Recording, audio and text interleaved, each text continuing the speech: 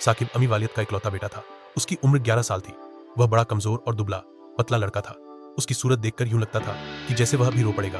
दरअसल वह अपने बाप की बेजा सखत्ती का शिकार था। उसका बाप छोटी छोटी बात पर उसे डांटता रहता था।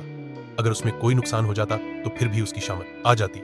उसका बाप नहीं हाई थी, बेदर्दी से मारता था, जिसकी वजह से वह कई कई दिन तक दर्द से रोता रहता था। उसके शरीर पर जगह जगह नील पड़े दिखाई देते थे। यही वजह थी कि साकिब हर वक्त खौफ का शिकार रहता था। इससे स्कूल का काम भी दुरुस्त तरीके से नहीं हो सकता था, जिसकी वजह से अक्सर स्कूल में स्कीम टीचर उसे डांटती रहती। वह डर के कारण बहुत कमजोर था।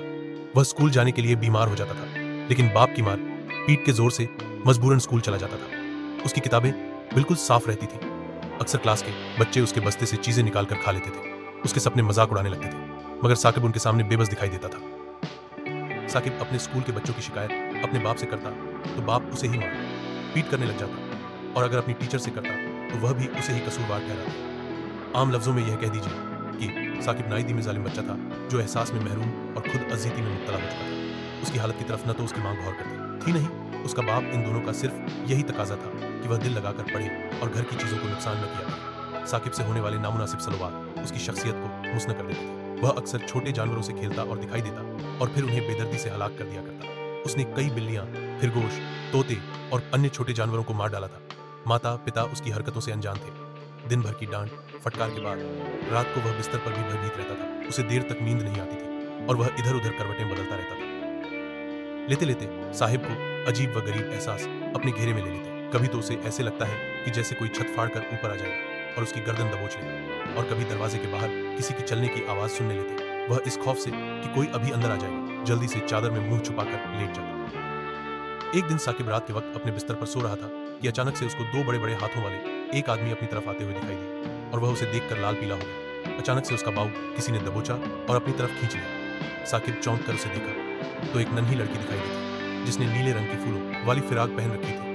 वो आंखों के इशारे से उसे वहां से निकलने का कह रही थी। साकिब उठा और उसके साथ भागने लगा। मोटे आदमी आपस में लड़ रहे थे कि तुमने दबक क्यों गिराया। जब साकिब उस लड़की के साथ काफी दूर निकला तो उसके एहसान बहाल हुए, तो उसने पूछा, तुम कौन हो और कहां से आई हो। वो लड़की मुस्कुराई और बोली, मेरा नाम उम्मीद है और मैं तुम्हारे साथ ही रहती हूँ। मेरी वजह से तुम खौफ को भूल जाते हो। साकिब हैरत से उसे देखने लगा। उसकी समझ में कुछ ना आया। वो उसकी हैरान सूरत देखकर बोली, मैं जब अपनी करने तुम्हारे वजूद में फैलाती हूँ तो तुम खुश हो जाते हो।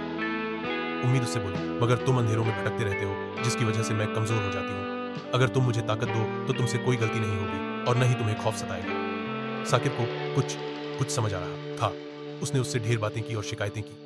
उम्मीद ने उसके हौसलों को बुलंद किया। जब वो दोनों घर पहुंचे तो सुबह हो चुकी थी। उस वक्त साकर को अपनी अम्मी की आवाज सुनाई दी, उठो सुबह हो चुकी है, स्कूल जाना है, जल्दी से हाथ मुंह धो लो। साकर ने आंखें खोलकर देखा तो उसे अपने बिस्तर पर लेटा हुआ पाया। वो सोच रहा था कि कितना भयानक ख्वाब है, मगर उम्मीद बड़ी प्यारी थी, जिसने सारा खौफ और डर उसके अंदर से निकाल डाला था। दरअसल साकर एक ख्वाब देख रहा था जिसमें वह अपने आप को बहुत कमजोर महसूस कर रहा था, और एक उम्मीद जो लड़की की सूरत में उसका डर और डर निकाल रही थी। और सुबह उठते ही उसके अंदर के सारे डर और डर जा चुके थे, और वह दोबारा से एक अच्छा इंसान बन गया और बिना किसी से डरे अपनी जिंदगी जीता और खुशी खुशी रहता।